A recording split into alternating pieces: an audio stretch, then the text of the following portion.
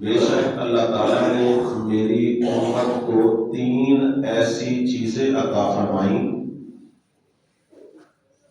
لم تعطی احدا قبلہ، کہ اس امت سے پہلے رب نے وہ کسی اور کو نہیں دی۔ وہ کون سی 3 چیزیں ہیں؟ نبی علیہ السلام فرماتے ہیں السلام، پہلے نمبر پر السلام علیکم کہنا، ہوا تحیۃ اہل الجنہ، یہ کلمہ جنتی جنت میں جا کے بولیں گے رب نے میری امت کو یہ دنیا میں ہی عطا فرما دیا ہے۔ دوسرے نمبر پر فرمایا کہ وصفوف الملائکہ، یہ جو ہم نماز میں صفیں بناتے ہیں، اسی طرح اب تو جہاد حکمرانوں نے ترک کیا تو ذلت بھی ہمارا مقدر بنی۔ جب تک امت میں جہاد ہوتا رہا کثرت سے تو اللہ تعالیٰ نے اس امت کو بھی عروج عطا فرمایا۔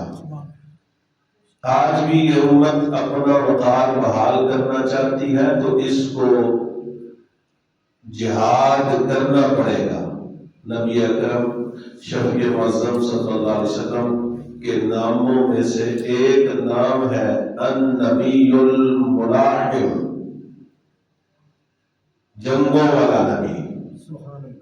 تو جنگ اس لیے نہیں کی جاتی کہ اگلے کو زیر کرنا ہے، کبھی فساد کو ختم کرنے کے لیے بھی جنگ کی جاتی ہے۔ اب دیکھو کشمیر کے مسلمانوں کے ساتھ کیا ہو رہا ہے، عراق میں، شام میں اور فلسطین میں کیا قیامت ڈھائی جا رہی ہے۔ تو اگر اس پر انسان چپ رہے اور کچھ کر سکتا ہو تو نہ کرے تو وہ بھی اسی طرح مجرم ہے۔ اس لیے اس ظلم کو روکنے کے لیے جہاد ضروری ہے، اور نبی علیہ السلام نے فرمایا کہ یہ قیامت تک رہے گا، اس کو کسی ظالم کا ظلم نہیں ختم کر سکتا، کسی عادل کا عدل نہیں ختم کر سکتا۔ تو یہ اگرچہ جزوی طور پر اب بھی جاری ہے، جاری رہے گا، لیکن اگر امت میں اجتماعی طور پر جہاد والی بیداری آ جائے تو یہی امت ویسے ہی سردار ہے تو رب ذوالجلال ان کو ظاہری طور پر بھی سرداری عطا فرما دے گا۔ اس لیے جہاد کا بڑا اہم مسئلہ ہے۔ تو اللہ تعالیٰ کے محبوب فرماتے ہیں کہ دوسری چیز جو رب ذوالجلال نے پہلی امتوں کو نہیں دی، مجھے دی ہے، میری امت کو دی ہے، وصفوف الملائکہ، فرمایا یہ نماز میں صف بنائیں تو ان کی صفیں ایسی ہوتی ہیں جیسے فرشتے عرش معلیٰ کے سامنے صفیں بنا دیتے ہیں۔ یہ جہاد کریں، جہاد میں صف بندی کریں تو ان کی صفیں فرشتوں جیسی ہوتی ہیں۔ اب آج صف بندی کے لحاظ سے بھی ہمارے اندر کتنی کوتاہی آئی ہے کہ لوگ ایک دوسرے کے کندھے کے ساتھ کندھا ملانا پسند نہیں کرتے، اپنی مرضی سے کھڑا ہونا چاہتے ہیں، جبکہ اس صف بندی کے انعام کو تو دیکھو، انسان کو دیکھو، اکرام کو دیکھو اور تحفہ دیکھو کہاں سے آیا ہے۔ تیسرے نمبر پر نبی علیہ السلام نے فرمایا وآمین، فرمایا یہ آمین جو ہے یہ بھی اللہ تعالیٰ نے میری امت کو ہی عطا فرمایا ہے۔ حضرت موسیٰ علیہ السلام نے جب فرعون کے خلاف دعا کی تھی، ایک دعا ہوتی ہے حق میں کرنا، ایک ہوتی ہے خلاف، تو حضرت ہارون علیہ السلام نے ان کی دعا پر آمین کہا تھا۔ فرمایا یہ ان کو چھوڑ کر باقی جتنی بھی امتیں آئی ہیں کسی کو آمین والا تحفہ نہیں ملا، رب نے یہ تحفہ بھی میری امت کو عطا فرمایا ہے۔ پھر اسی طرح حضرت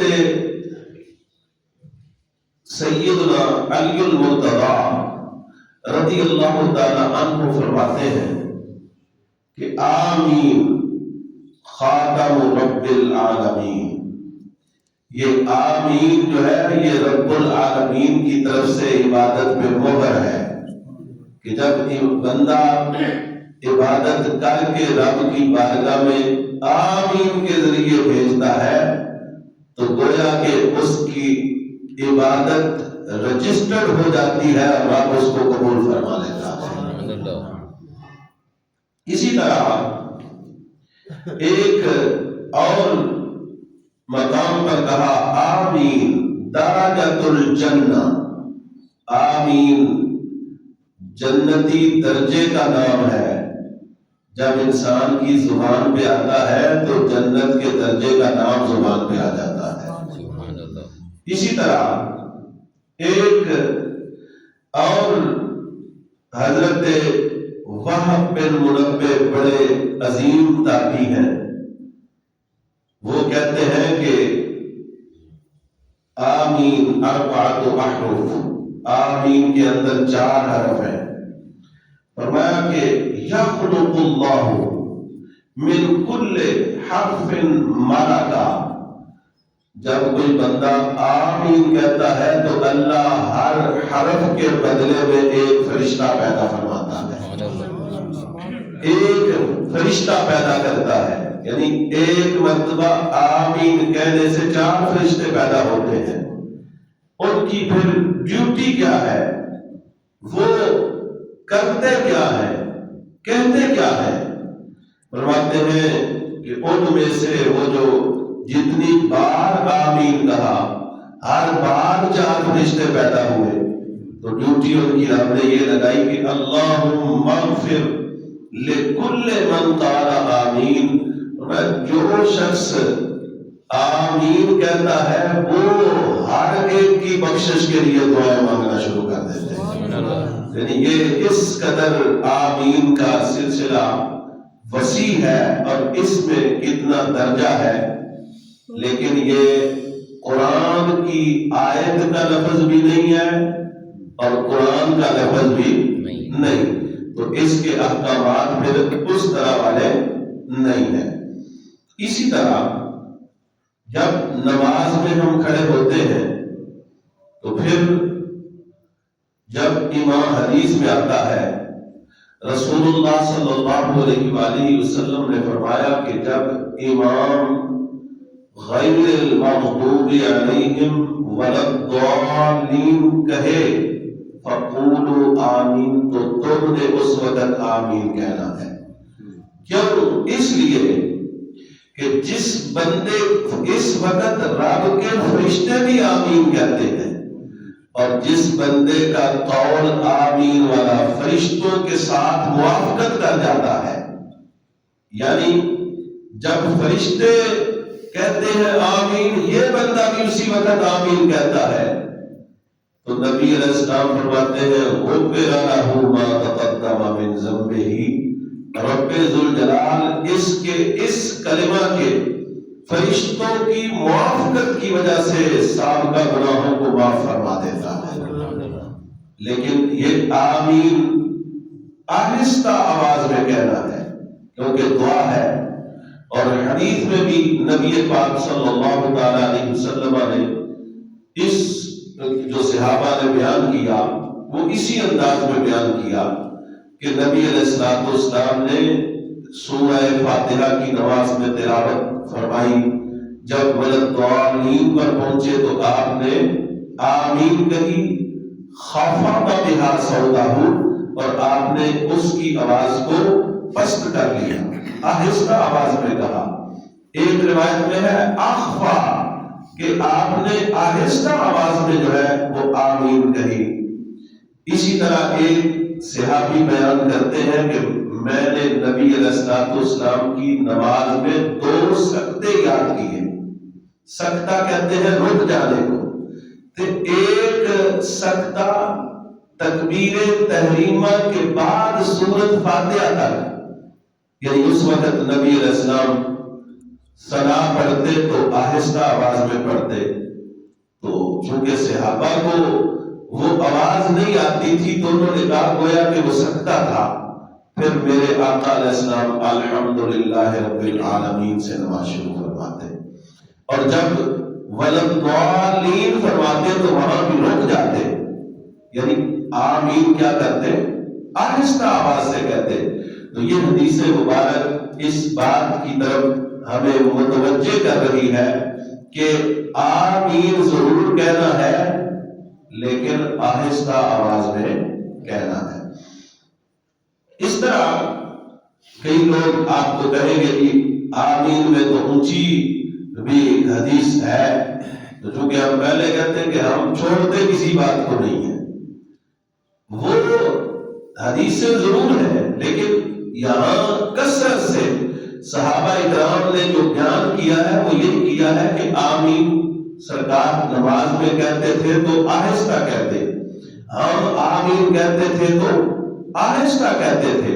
اور وہ زیادہ سے زیادہ اگر دیکھا جائے تو سرکار نے سکھانے کی وجہ سے اونچی آواز میں کہا ہے، یعنی طریقہ بتایا ہے، لفظ بتایا ہے. لہذا بار بار کا معمول جو ہے سرکار کا وہ آہستہ پڑھنے کا ہے. اس واسطے ہمیں بھی نماز میں آمین کو آہستہ کہنا چاہیے. یہ دیانت ہے کہ انسان اس چیز کو اس طرح بیان کرے. دوسری طرف دیانت نہیں، وہ سرے سے کہیں گے وہ حدیث ہی نہیں ہے، یہاں یہ ضعیف ہے. ہم تسلیم کرتے ہیں لیکن کچھ کام تعلیم کے لیے ہوتے ہیں، سکھانے کے لیے ہوتے ہیں.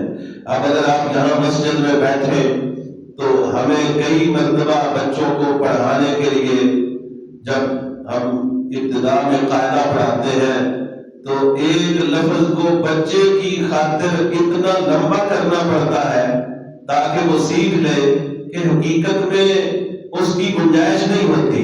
لیکن چونکہ وہ تعلیم کے لیے ہے، اگر کوئی بندہ سن کے وہ جا کے کہے کہ وہ قاری صاحب تو فلاں لفظ ایسے پڑھ رہے ہیں تو میں نے بھی ایسے پڑھنا ہے، تو بھائی وہ تمہارے لیے نہیں ہے، وہ صرف اس بچے کے لیے ہے.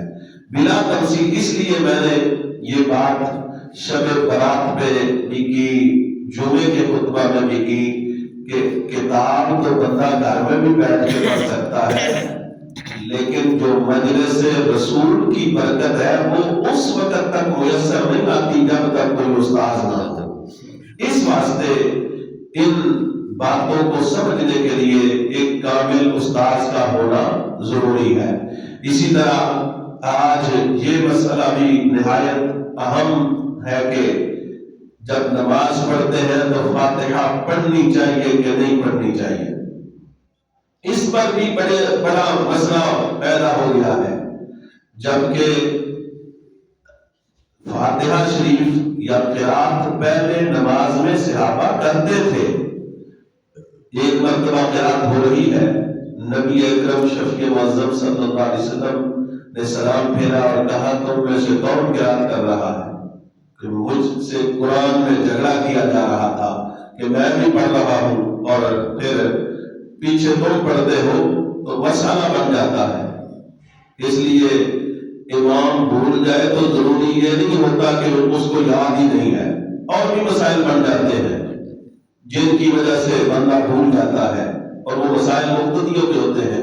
کبھی کوئی ایسا بندہ ہوتا ہے جس کا وضو درست نہیں ہوتا، اب ظاہر امام نے ان کو اپنے کھاتے میں ڈالا ہوا ہے اور ان کو لے کے وہ اللہ کی بارگاہ میں حاضر ہے، تو اگر وہ گڑبڑ کریں گے تو اس کا اثر بھی اس پہ جا پڑتا ہے. تو اس پر بھی ہمیں توجہ کرنی چاہیے. زیادہ ہر وقت امام کو نہیں پوچھتے رہنا چاہیے یہ کیا ہو گیا وہ ہو گیا، اپنی طرف بھی توجہ کرنی چاہیے. کبھی کبھی یہ معاملات اب شور شرابہ ہے، ادھر ادھر کی باتیں ہیں، پیچھے باتیں کر رہے ہیں تو توجہ بٹ جاتی ہے اور معاملات اس وجہ سے کہیں سے کہیں چلے جاتے ہیں۔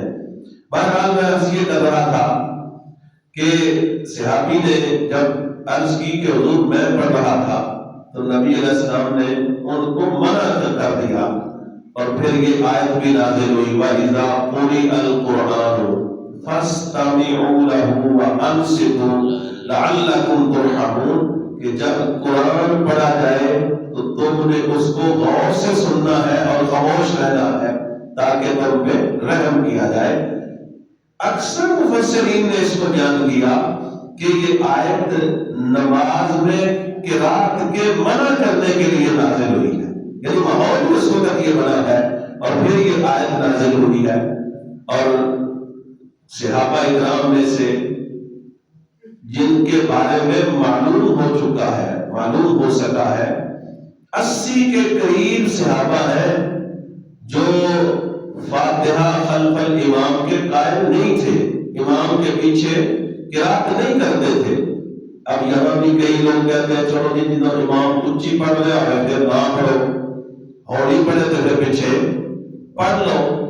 بھائی دو حکم قرآن کے ہیں، قرآن پڑھا جائے تو تم نے غور سے سننا ہے، جب امام پڑھ رہا ہو تمہارے تک آواز آ رہی ہو تو پھر غور سے سننا ہے، اور اگر وہ پڑھ نہیں رہا تو پھر دوسرا حکم ہے ان سے تو چپ کر کے کھڑے رہنا ہے، کیونکہ جو وہ پڑھ رہا ہے وہ تو اپنے لیے بھی پڑھ رہا ہے، تمہاری طرف سے بھی پڑھ رہا ہے۔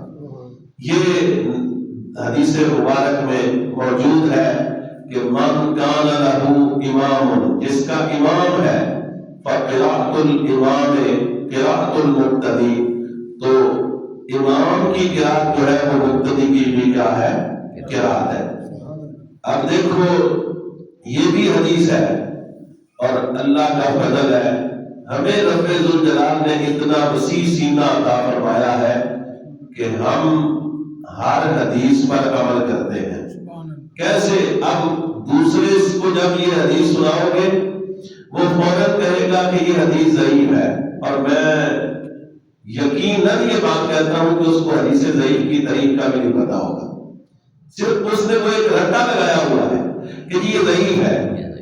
تو اب لیکن صرف یہاں اتنی بات جو ہے وہ ذہن میں رکھیں، حدیث ضعیف بھی ہوتی تو حدیث ہی ہے، حدیث تو ہے۔ اب جب حدیث ہے تو وہ اب اس حدیث کو سائڈ پہ کرنے کے لیے یہ سہارا لے رہا ہے، اور ہم تینوں حدیثوں کو اکٹھا کر لیتے ہیں۔ کیسے؟ اب بلا تفصیل ایک مثال سمجھے، بندہ ڈاکٹر کے پاس جاتا ہے، بیمار ہے، تو ڈاکٹر اس کو کہتا ہے کہ تسی دلیا کھانا ہے، تلیاں ہوئی چیزاں نہیں کھانیاں۔ اب وہ ٹھیک ہو جاتا ہے، اور دوسرا بندہ اس کو کہتے ہیں ڈاکٹر نے تو منع کیتا سی کوئی شے نہیں کھانی، تو وہ کیا بولے گا آگے سے کہ وہ اس وقت تھا جب بیمار تھا، اب میں ٹھیک ہوا تو مجھے کوئی مسئلہ نہیں ہے۔ تو اس کا مطلب یہ ہوا کہ جو پہلے ڈاکٹر نے خوراک بتائی اس کا وقت اور ہے، اس کا محل اور ہے، اور اس کا محل کیا ہے؟ اسی طرح دو بندے ڈاکٹر کے پاس جاتے ہیں، ایک بیمار ہے ایک اس کے ساتھ ہے، تو بیمار کو ڈاکٹر بتاتا ہے کہ یہ چیز تم نے کھانی ہے یہ نہیں کھانی، جو ساتھ والا ہے وہ سن کے کہے کہ اسے ڈاکٹر نے بتایا تھا لہٰذا میں نے بھی نہیں کھانی، تو اس کو کہا جائے گا کہ بھائی وہ تیرے لیے نہیں تھا، وہ کس کے لیے ہے؟ مریض کے لیے ہے۔ تو یہ مثال بات کو سمجھانے کے لیے بھی ہے، اس کا مسئلے کے ساتھ تعلق نہیں ہے۔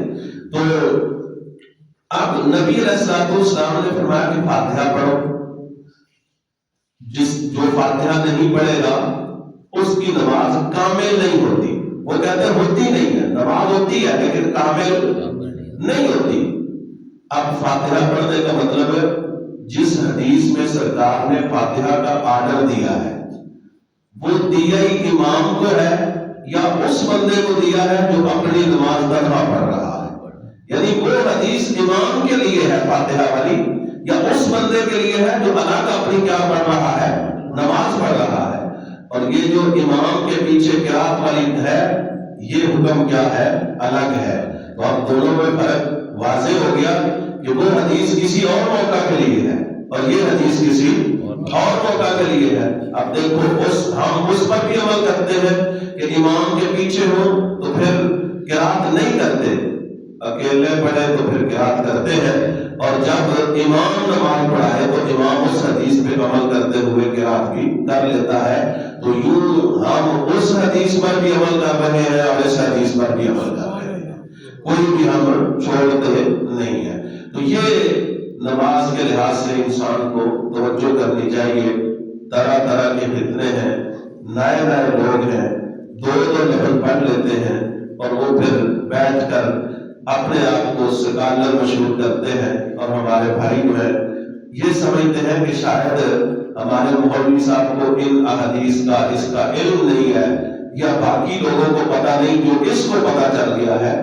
اصل میں وہ تمہیں غلط رستے پہ چلا رہا ہے، اور جو دین داتا صاحب کے ذریعے ہم تک پہنچا ہے سیدھا رستہ وہی ہے، اس پر چلتے رہیں گے تو انشاءاللہ ہم بھی وہاں ہی پہنچیں گے جہاں پہ داتا صاحب پہنچ گئے ہیں۔ اگرچہ ہمارے عمل ہمارے کام اس طرح کے نہیں ہے، لیکن چونکہ سڑک وہی ہے، رستہ وہی ہے، اگرچہ ہماری چال ان جیسی نہیں ہے، لیکن پھر بھی جس انداز میں بھی ہو رب اپنے فضل سے ہمیں ان کے ساتھ ملا دے گا۔ اللہ تعالیٰ کی بارگاہ میں دعا ہے کہ رب ذوالجلال اس پرفتن دور کے اندر ہمیں صراط مستقیم پر چلتے رہنے کی توفیق عطا فرمائے۔ آمین ثم آمین۔